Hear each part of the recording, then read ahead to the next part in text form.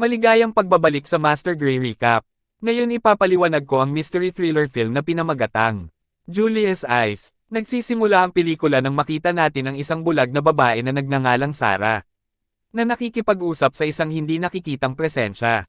Ang presensya ay nagpapahirap sa kanyang loob ng maraming araw. Tumutugtog ito ng mga kanta at sinusundan siya sa paligid ng bahay. Hindi na ito kayang tanggapin ni Sarah, kaya pumunta siya sa basement para magbigti. Maya-maya pa ay naramdaman na niya ang presensya nito malapit sa kanya. Nagbago ang isip niya, ngunit bago niya maalis ang tali, may sumipa sa upuan isang tao mula sa isang sulok. Ang kumuha ng isang larawan ng kanyang katawan na nakabitin hanggang mamatay. Isang set ng mga kagamitan sa ospital ang nakalagay sa malapit na mesa. Ilang milya ang layo sa kanya ng kambal na kapatid ni Sarah na si Julia. Habang nakabitin si Sarah, bumagsak si Julia. Nakaramdam siya ng mali at nagpasya siyang bisitahin si Sarah. Si Julia at ang kanyang asawang si Isaac ay hinanap si Sarah at natagpuan itong patay sa basement.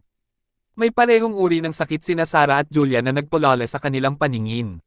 Sa kalaunan ay nabulag sila, ngunit ang paningin ni Sarah ay naging mas masama bago kay Julia. Sa bahay iminumungkahi ng opisyal ng pulisya na idineklara itong isang kaso ng pagpapakamatay. Pinaghihinalaan niya na si Sarah ay nalulumbay sa kanyang pagkabulag kaya siya ay nagpakamatay. Gayunpaman, iginiit ni Julia na hindi, dahil naghihintay si Sarah ng isang donor upang maibalik ang kanyang paningin. Naniniwala siya na hindi ito kaso ng pagpapakamatay, kundi ng pagpatay. Pagkatapos ay ipinaalam niya sa kanya ang tungkol sa isang bulag na babae, na nagngangalang Soledad na dating kausap ni Sarah. Bumisita si Julia kay Soledad at nalaman ang tungkol sa isang lugar na pinangalanang Bowman Center, isang lugar para sa mga taong may kapansanan. Sinabi niya sa kanya na nagkaroon ng mga bagong kaibigan si Sarah doon. Bumisita si Julia sa lugar. Pagpunta niya doon, may narinig siyang grupo ng mga bulag na babae na nagchichismisan tungkol kay Sarah. May nobyo si Sarah na kasama niya sa isang hotel sa Bella Vista. Napansin ng mga babae ang presensya ni Julia at hinarap ito. Pagkatapos niyang magpakilala, tinanong nila kung sino ang lalaking kasama niya. Nagulat si Julia dahil mag-isa siyang dumating. Pero naramdaman ng mga babae na may nakatayo sa likuran niya. Nakita ni Julia na may nag-walk out. Hinabol niya ang tao, at nakarating sa isang maliit na madilim na silid. Nasa harapan niya ang tao, ngunit hindi niya ito makita dahil sa dilim. Ini-flash niya ang kanyang camera na nakadistract kay Julia, at siya ay nakatakas. Mahina ang kanyang paningin. Gusto ni Isaac na bumalik siya sa bahay dahil ang anumang stress ay magiging sanhi ng pagkawala ng paningin ni Julia. Ngunit nakumbinsi niya itong pumunta sa Bella Vista para sa isang bakasyon. Sa totoo lang, gusto niyang malaman ng boyfriend ni Sarah na pinag-uusapan ng mga bulag na babae. Pagdating nila sa Bella Vista, pinili niya ang hotel kung saan tumuloy si Sarah kasama ang kanyang kasintahan. Sa hotel, wala siyang mahanap na record ng boyfriend ni Sarah. Mamaya sa tanghalian, isang waitress ang nagsabi sa kanya na ang kanyang kambal na si Sarah ay naoperahan na ang kanyang mata. Kaya naguguluhan siya kung bakit nagpakamatay si Sarah na naoperahan na siya. Pagkatapos, isiniwalat ni Isaac na sinabi sa kanya ng doktor ni Sarah na hindi matagumpay ang kanyang operasyon sa mata. Ayon sa kanya, ito ang dahilan kung bakit nagpakamatay si Sarah. Habang papalabas na ng hotel si Julia, sinabi ng janitor na nagngangalang Crespulo na may nakita siya sa hotel room ni Sarah. Sinamahan siya sa silid ni Sarah at binigyan siya ng isang susi na pag-aari ni Sarah. Sinabihan din siya ni Crespulo na mag-ingat sa lalaking nasa dilim. Maya-maya lang, naramdaman ni Julia na may tao sa likod niya. Tumakas ang tao bago siya mahuli. Pagkatapos ay pumunta sina Julia at Isaac para kumuha ng footage ng surveillance camera para makilala ang taong kasama ni Sarah. Pumasok si Isaac upang kunin ang footage, ngunit hindi na bumalik. Pagpasok ni Julia para tingnan, wala si Isaac, wala na rin lahat ng footage. Nagulat siya sa pulisya tungkol sa pagkawala ni Isaac, at sinabi sa kanila ang tungkol sa hindi nakikitang lalaki. Nakita natin si Crespulo na naliligo sa isang batya. May pumutol ng ilaw sa ibabaw niya na kuryente siya nito hanggang sa mamatay. Dumating ang pulis at Julia upang hanapin si Crespulo at natagpuan itong patay. Sigurado na ngayon si Julia na pinatay ng invisible na lalaki si Crespulo at kinidnap ang kanyang asawa. Sa pag-aalala kay Isaac, nagkaroon siya ng seizure na lalong nagpapahina sa kanyang paningin.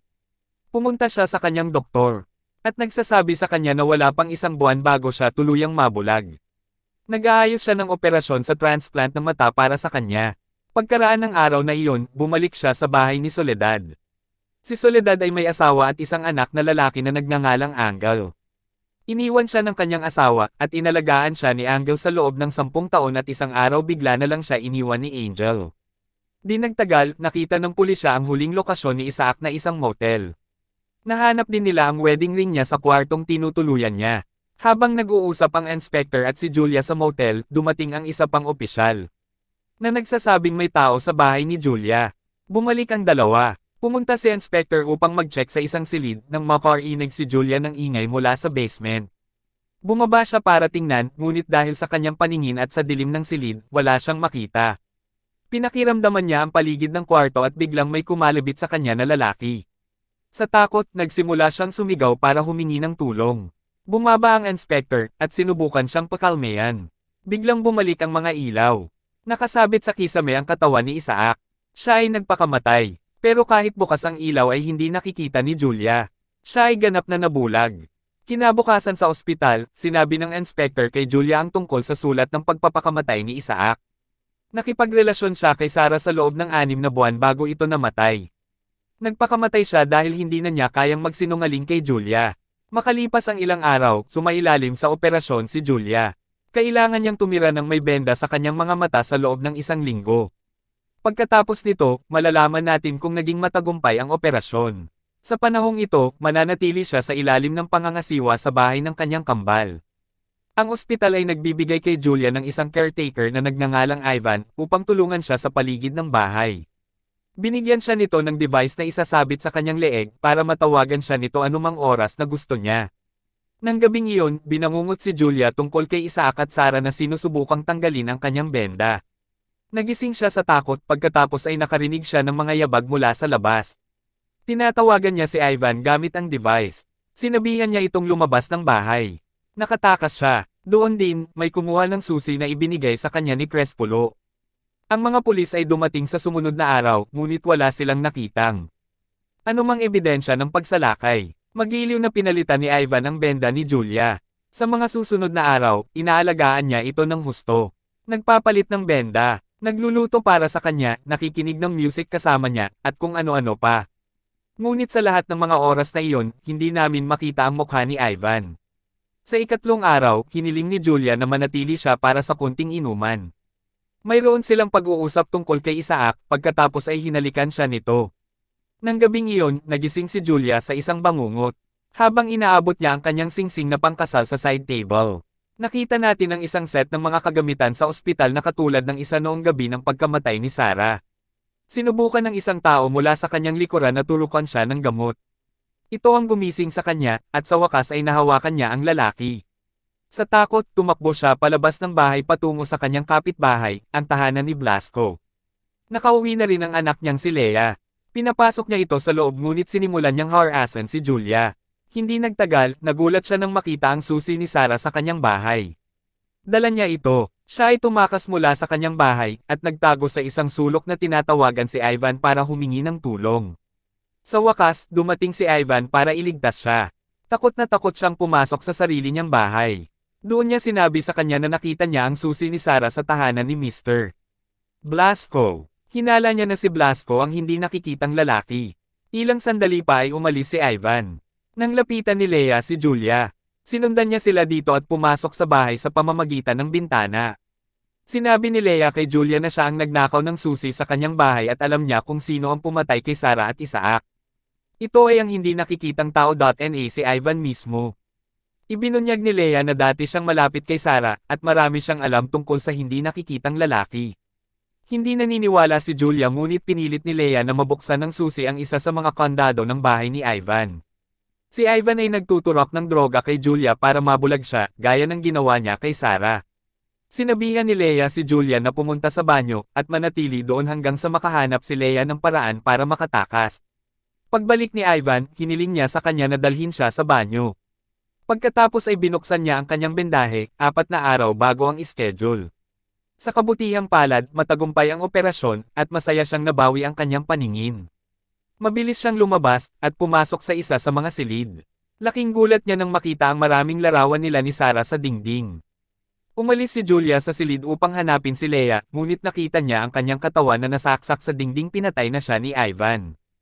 Takot na napaupo siya sa sulok na umiiyak. Maya-maya pa ay pumasok na si Ivan sa kwarto. First time nating makita ang mukha niya. Nabuhusan. Ito ng dugo ni Leia. Nagpanggap si Julia na hindi matagumpay ang operasyon at nagpapanggap na bulag pa rin siya. Ipinahayag ni Ivan ang kanyang pagmamahal sa kanya. Ngayon ay kasama niya ito sa kusina. Nakita niyang iniinom niya ang kanyang tasa ng tsaa. Pagkatapos ay pinalitan ni Julia ang kanyang tasa ng tsaa. Hindi napapansin ni Ivan pero naghihinala siya. Dinala niya siya sa freezer at hiniling na buksan ito. Sa loob nito ay ang bangkay ng totoong Ivan. Napabuntong hininga si Julia, nagbibigay ng pahiwatig na talagang nakakakita na siya. Ang impostor na si Ivan ay tinatawag siyang sinungaling. Pagkatapos ay dinala niya siya sa bahay ni Sarah, ngunit nagtagumpay si Julia na tumakbo palayo sa kanya papunta sa bahay ni Soledad. Doon ay hiniling niya sa kanya na tumawag ng pulis, ngunit pumasok si Ivan bago niya magawa. Tinawag niya si Soledad na ina na isiniwalat na siya talaga ang kanyang anak na si Angel. Nakiusap si Julia kay Soledad na tumawag ng pulis, ngunit kinumbinsi siya ni Angel na hindi siya isang mamamatay tao. Pagkatapos ay hinampes ni Soledad si Julia sa kanyang ulo gamit ang telepono. Napagtanto ni Angel na nakakakita ang kanyang ina. Ipinaalala ni Soledad sa kanya na wala siya kung hindi sa kanya. Kinakabahan nito si Angel kaya sinakal niya ito. Gusto niyang bumalik siya sa pagiging bulag. Tinutusok niya ang kanyang mga mata gamit ang isang karayom. Pagkagising ni Julia, nasa basement siya ng bahay ni Sarah. Umupo si Angel sa harap niya. Naimpake na niya ang lahat ng damit niya at planong kunin siya para manirahan kasama niya. Habang sinisimulan niya itong halikan, kumuha si Julia ng kutsilyo at sinaksak siya sa kanyang mga binti. Mabilis siyang tumakbo palabas ng basement at ikinulong siya doon. Pero hindi siya makalabas ng bahay. Tumatawag siya ng pulis. Nang sirain ni Angel ang pinto, pinatay ni Julia ang lahat ng ilaw sa bahay. Madilim na, ginamit ni Angel ang flash ng kanyang camera para hanapin si Julia, at nahanap siya. Habang sinusubukan niyang saksakin siya, pumasok ang mga pulis. Ngunit wala rin silang makitang sino man sa madilim na silid. Kinuha ni Julia ang isa sa mga ilaw mula sa kanila, at itinutok ito kay Angel sa sulok. Ang anino sa wakas ay nailawan at nakita si Angel. Hindi kaya ni Angel na pinagtitinginan siya ng napakaraming tao, kaya't naglaslas siya sa kanyang lalamunan, nagpakamatay. Pagkalipas ng ilang linggo, nasa ospital si Julia. Nalaman niya na ang pinsala sa kanyang mga bagong mata ay hindi na maibabalik. Dahil siya ay patuloy na tinurok ng kanyang peking tagapag-alaga. Gamit ang huling ilang oras ng kanyang paningin, nagpaalam si Julia sa bangkay ni Isaac. Napag-alaman na siya ang nag-donate sa kanya gamit ang kanyang mga mata. Natapos ang pelikula nang mag-zoom ang camera sa mata ni Julia. Ngayon, para sa paliwanag. Parehong may kondisyon sina Sarah at Julia na tinatawag na degenerative vision. Ito ay nagiging sanhi ng unti-unting pagkawala ng kanilang paningin, sa kalaunan ay ikakabulag. Nauna nawala ang paningin ni Sarah kaysa kay Julia. Si Angel ay may pagkahumaling sa mga bulag na babae. Tinatawag niya ang kanyang sarili na isang hindi nakikitang tao. Ito ay isang metapore para sa kanyang sinusubukang sabihin na wala siyang kaibigan o pamilya. Walang pumapansin sa kanya kapag nasa paligid siya dahil hindi siya karapat-dapat na mapansin. Sa paglipas ng panahon, nabuo ni Angel ang kakayahang maging palihim at mahusay na mangstok ng mga biktima. Inalagaan niya ang kanyang inang si Soledad sa loob ng 10 taon sa pag-aakalang bulag ito. Si Soledad lang ang kausap niya. Pinuno nito si Angel ng sama ng loob sa lahat ng hindi nakapansin o nagmamalasakit sa kanya. Gayunpaman, nahulog siya sa pag-ibig kay Sarah, at pagkatapos ay kay Julia. Ayon sa kanya, tanging mga bulag na babae lamang ang nakakaramdam ng kanyang presensya. Sinabi ni Sarah sa kanyang iba pang mga bulag na kaibigan sa isang center para sa mga bulag na siya ay nakikipag-date sa isang tao. Ang taong ito ay si Angel. Kapag naoperahan na siya, sumama siya kay Angel sa isang hotel sa Bella Vista sa loob ng 1 linggo. Sa puntong ito ay nakabenda na ang kanyang mga mata. Hindi sinabi sa atin kung anong mga pangyayari ang nakilala niya si Angel. Marahil siya ay nagpapanggap bilang kanyang tagapag-alaga at ang kanyang pansin ay nanalo kay Sarah. Ayaw ni Angel na bumalik ang paningin ni Sarah. Sinisigurado niyang nakakapasok siya sa kwarto ni Sarah sa gabi at tinuturok ang mga mata nito ng mga kemikal na sumisira sa optic nerve. Ipinahayag ng doktor na nabigo ang operasyon. Nalaman ni Sarah na may sumusunod sa kanya, naramdaman niya ang presensya nito at naiinis siya. Kaya, pinatay niya siya. Nang dumating si Julia upang hanapin si Sarah, nakita ni Angel ito bilang isa pang pagkakataon sa pag-ibig. Ngunit laging nasa tabi ni Julia ang kanyang asawa. Kaya naman, pinatay din siya ni Angel. Gayunpaman, tinulungan ng kapitbahay na babae na si Leia si Julia na malaman ang totoong intensyon ni Angel bago niya tuluyang mabulag si Julia. At sa huli ay sa wakas, nakikita na ni Julia ang lahat ng nasa paligid niya. Siya ay palaging isang malungkot na lalaki. Kaya, nang ang mga pulis ay nakatutok sa kanya, hindi niya ito kinaya, pinatay ang kanyang sarili sa huli.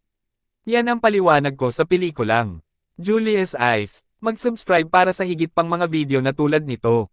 I-on ang mga notification, at mag-iwan ng like para matulungan ang channel. Salamat sa panonood.